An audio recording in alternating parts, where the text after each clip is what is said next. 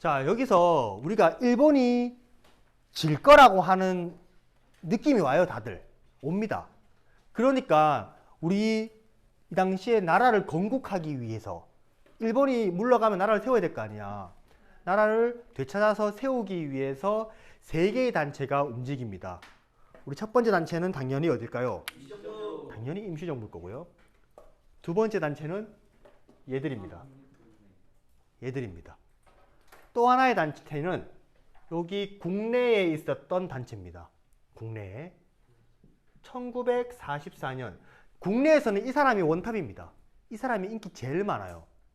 그 사람의 이름이 누구였냐면 또 이 사람이 하는 거 아니야? 근데 처음 듣는 사람일걸? 여운형이라는 사람이 중심이 돼서 얘들도 국내에 있었던 사회주의자들도 다 모으고요. 민족주의자들도 좀 모읍니다. 근데 여운형은 약간 중도파인데 약간 좌파에 가까운 중도 좌파 소속이라고 좀 보시면 돼요. 그래서 이 여운형이 사회주의 애들과 플러스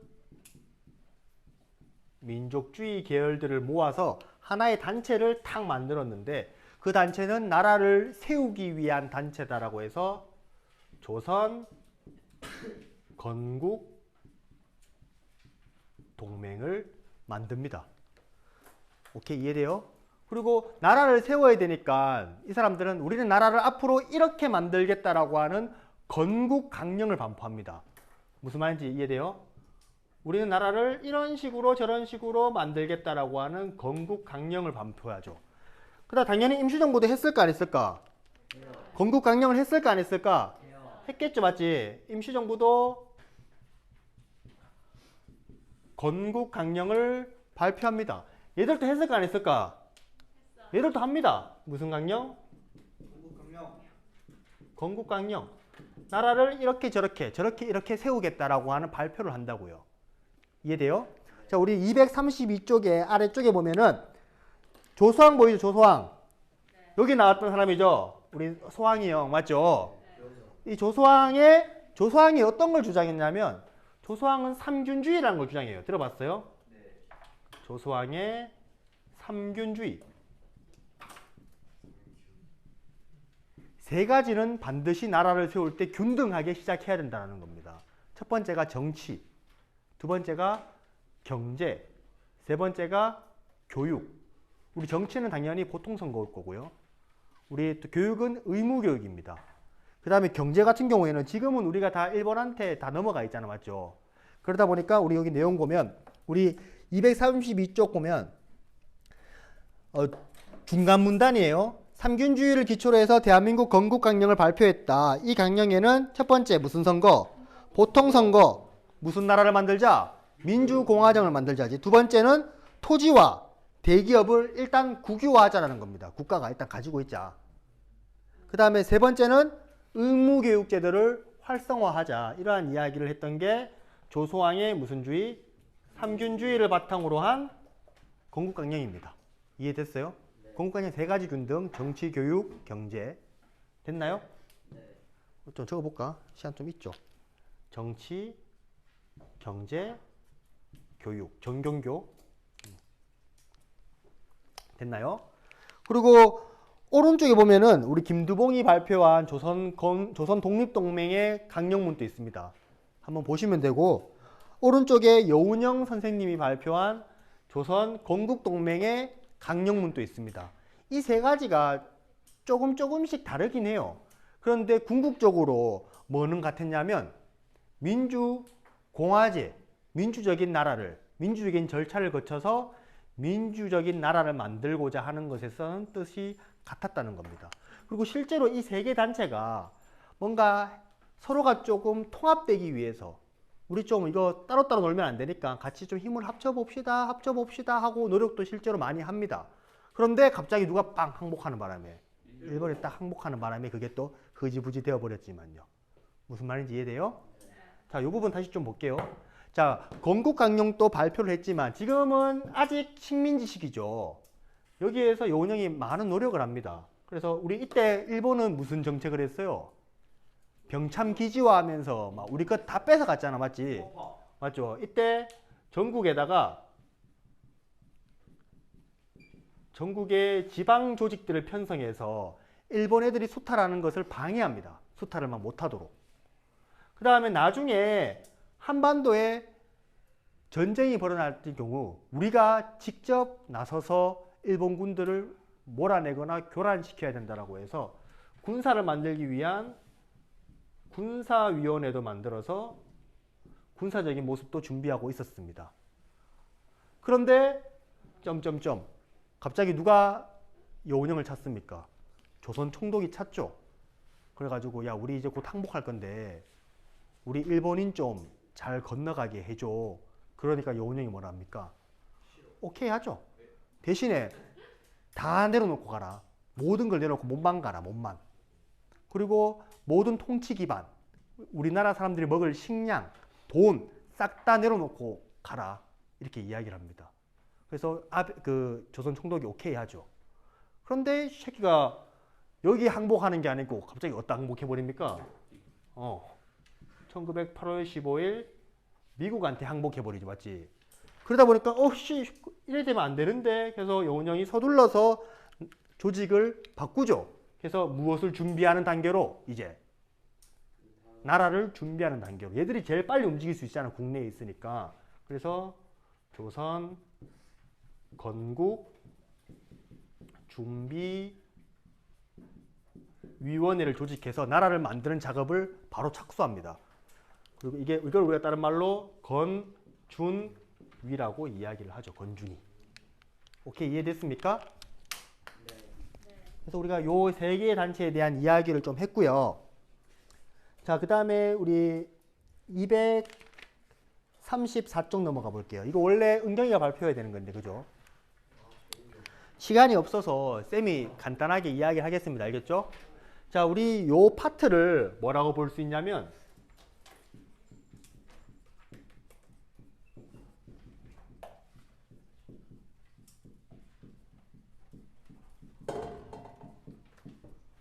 우리 카메라 돌아가고 있죠? 우리 전후 처리 문제를 논의한다라고 생각하시면 됩니다. 전이란 건 뭡니까? 전쟁. 전쟁 후 다양한 문제들 있잖아. 이 문제들을 어떻게 처리할 건가와 관련해서 연합국에 사람들이 모여서 논의를 했던 겁니다. 무슨 말인지 이해됩니까? 자, 우리 이 이야기에 당연히 한국의 이야기가 나옵니다. 그래서 우리가 배우는 거고요. 사실 세계사를 배우게 되면 진짜 더 다양한 걸 배우겠죠. 이 해외에서 나왔던 여러 가지 이야기들을. 근데 우리는 한국에 초점을 맞춰서 좀 볼게요. 알겠죠? 자, 우리 먼저 전쟁의 하나의 추축국 중에 한 명이었던 이탈리아가 먼저 연합국에 항복을 합니다. 그러다 보니까 여러 연합국들이 모여서 야, 앞으로의 전쟁을 어떻게 처리해야겠다. 그래서 우리 1943년 몇 월이죠? 9월이요? 2월 아니고? 11월. 1943년 11월 이집트의 수도였던 어디에 모여서? 카이로에 모여서 이야기를 하게 됐죠. 이때 강대국 3개의 나라가 모였습니다. 하나는 미국, 하나는 영국, 하나는 중국. 이때 중국의 대표는 공산당이었을까요? 국민당이었을까요? 국민당. 쌤 국민당이 잘 나간다 했잖아.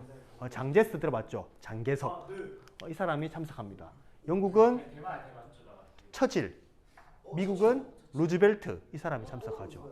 그래서 여기에서 여러 이야기가 나오는데 우리가 봐야 될 중요한 이야기는 어디 문제에 대해서 논의했다고요? 최초로 한국의 독립을 이야기합니다. 한국을 독립해 주십시다. 그런데 우리 235쪽 오른쪽 아래에 보면 카이로 선언이 나오죠. 3국, 미국, 영국, 중국은 한국 인민이 무슨 상태다? 외국인들이 보기에 한국인들 노예와 똑같다는 겁니다. 아무것도 할 줄 모르는. 그래서 노예 상태임을 알면서 한국을 즉각적으로 바로 독립시켜 주는 게 아니라 어떻게? 적당한 절차.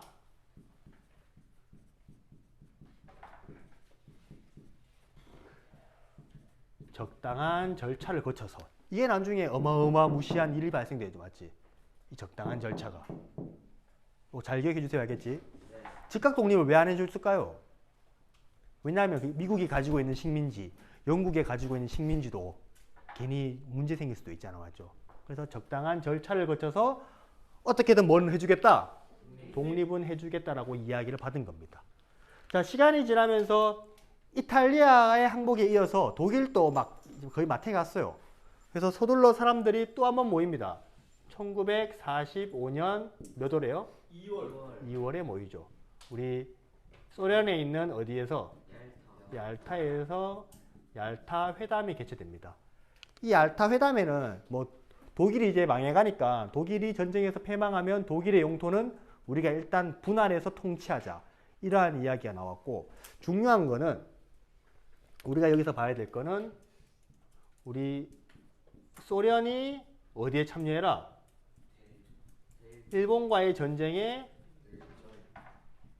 참여할 것을 약속받습니다. 그래서 소련이 이제 어디에 참여하겠다? 뭐 하겠다? 내려오겠다라는 거죠. 그죠? 이거는 미국이 계속 요청합니다. 왜냐하면 이것까지 다 미국이 감당하기에는 미국인의 숫자가 너무 많이 죽잖아. 맞죠? 소련도 좀 도와라. 그 이야기였던 겁니다. 근데 이게 또 나중에 38선의 근거가 되죠. 너무 빨리 한반도로 내려와 버리니까. 미국이 스톱! 거기까지만 와. 밑에는 미국이 일본군 무장해제 시킬게 라고 하면서 38선이 꺼지잖아요. 최초로. 오케이, 요거도 나중에 또 이어져서 이야기할 겁니다. 알겠죠? 자, 그 다음에 독일이 어떻게 돼요? 멸망을 하죠. 맞죠? 그 다음에 이어서 1945년 7월에 무슨 회담? 포츠담 회담이 열리죠. 맞죠? 여기에서 이제 미국은 이미 핵폭탄 개발이 완료됐습니다. 우리 트리니티 핵실험이 완료된 상태입니다. 그리고 일본한테 야, 너희 자꾸 일본이 항복을 할 건데 하긴 할 수 있는데 조건이 있다. 우리 조건을 들어주면 항복할게. 이런 이야기를 했다고. 근데 이제 미국은 그 조건을 수용합니까? 안 수용합니까? 안 수용하죠. 헛소리하지 말고 일본 너거 조건 없이 무조건 뭐 해라? 항복해라라고 최후 통첩을 날립니다. 그리고 우리는 그때 카이로 회담에서 했던 이야기들을 재확인합니다. 카이로 회담 거를 우리 지키자라고 이야기하면서. 이해돼요? 그런데 일본이 항복을 해요, 안 해요? 안 하죠. 그래서 어떻게 됩니까? 결국엔 핵폭탄 2발을 터뜨리죠. 핵폭탄을 보고 나니까 소련이 이거 나도 바로 숟가락 올려야겠는데 라고 하면서 바로 내려옵니다. 소련이 바로 내려오게 되죠. 그러면서 우리는 뭘 준비하고 있었어요?